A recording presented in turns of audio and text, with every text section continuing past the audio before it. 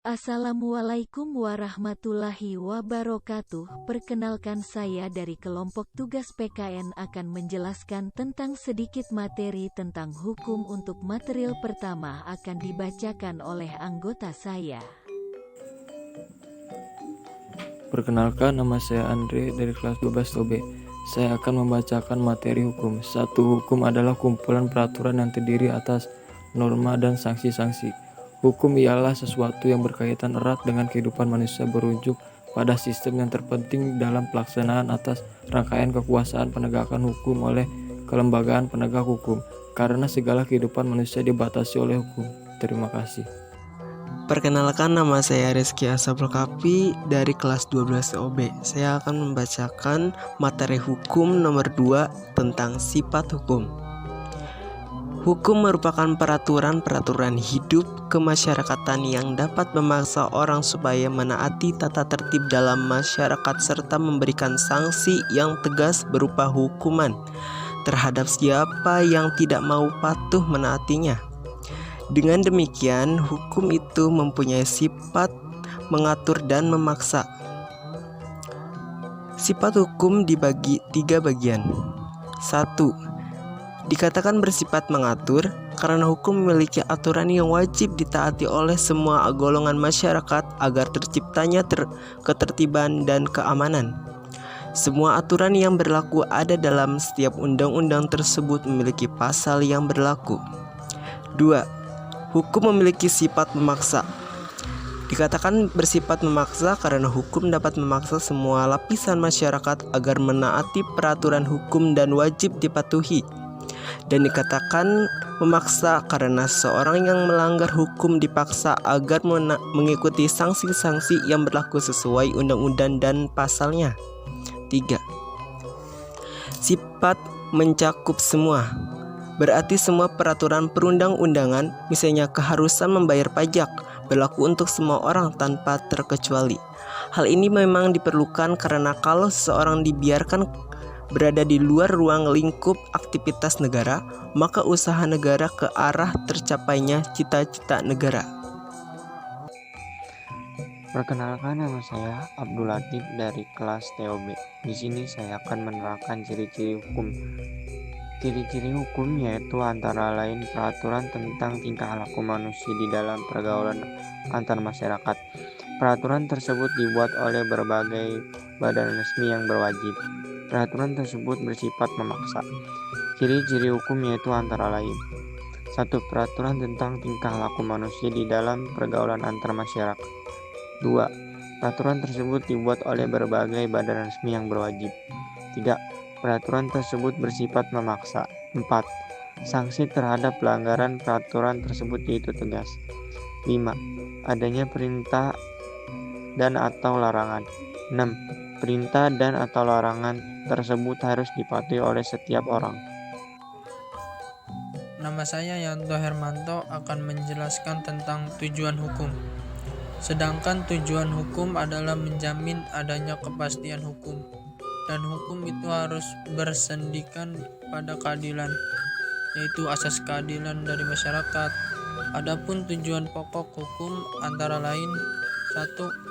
Menciptakan tatanan masyarakat yang tertib. 2. Menciptakan keseimbangan dan ketertiban. 3. Dengan tercapainya ketertiban dalam masyarakat, diharapkan keputusan manusia akan terlindungi. Dalam mencapai tujuannya, hukum bertugas membagi hak dan kewajiban. Membagi hak dan kewajiban antara perorangan dalam masyarakat, membagi wewenang, dan mengatur memecahkan masalah hukum serta memelihara masalah hukum. Pendapat para sarjana lainnya, tujuan hukum adalah untuk kedamaian, untuk keadilan, untuk kebaikan, dan untuk kepastian hukum. Sekian dan terima kasih. Nama saya Muhammad Aril. Saya ingin menjelaskan tentang sistem hukum. Dengan demikian, sistem hukum adalah suatu kesatuan yang terdiri dari unsur-unsur yang mempunyai interaksi satu sama lain dan bekerja sama untuk mencapai tujuan kesatuan tersebut. Kesatuan tersebut diterapkan terhadap kompleks unsur-unsur yuridis seperti peraturan hukum, asas hukum, dan pengertian hukum. 1. Eropa Continental Civil Law System. 2. Anglo-Saxon Common Law System. 3. Sistem hukum Islam. 4. Sistem hukum sosial. 5. Hukum Sub-Sahara Afrika Law System. 6. Sistem hukum Asia Timur Jauh Far East Law. Perkenalkan, nama saya Rizky Ashabul Kafi dari kelas 12 TOB. Saya akan membacakan materi tentang hukum nomor 6 tentang perlindungan dan penegakan hukum. Pelindungan hukum adalah segala upaya yang dilakukan penegak hukum untuk melindungi hak-hak dari subjek hukum agar hak-hak tersebut tidak dilanggar, di mana penegakan hukum ini dijalankan sebagai upaya untuk menjalankan ketentuan hukum yang berlaku. Definisi penegakan hukum. Beranjak ke penegakan hukum, Harun M. Hussein dalam Kejahatan dan Penegakan Hukum di Indonesia menerangkan bahwa penegakan hukum adalah penyelenggaraan hukum oleh petugas penegak hukum dan oleh setiap orang yang mempunyai kepentingan sesuai dengan kewenangannya dan berdasarkan hukum yang berlaku. Kemudian, Suherjono Sukanto mengartikan penegakan hukum sebagai upaya menyelaraskan hubungan nilai-nilai yang terjabarkan dalam kaidah dan sikap tindak sebagai rangkaian penjabaran nilai tahap akhir untuk menciptakan, memelihara, dan mempertahankan kedamaian hidup. Dari definisi tersebut, secara sederhana, penegakan hukum dapat diartikan sebagai upaya penegakan hukum yang dilakukan oleh aparat penegak hukum untuk menciptakan, memelihara, dan mempertahankan kedamaian. Manfaat pelindungan dan penegakan hukum. Indonesia merupakan negara hukum. Dalam konteks ini, hukum dibuat untuk memberi pelindungan bagi warga negara dan ditegakkan oleh para penegak hukum. Apabila dilaksanakan, praktek pelindungan dan penegakan hukum akan mendatangkan manfaat-manfaat sebagai berikut. 1. Menegakkan supremasi hukum. Makna dari supremasi hukum adalah hukum memiliki kekuasaan mutlak dalam mengatur manusia atau sederhananya semua tindakan pemerintah dan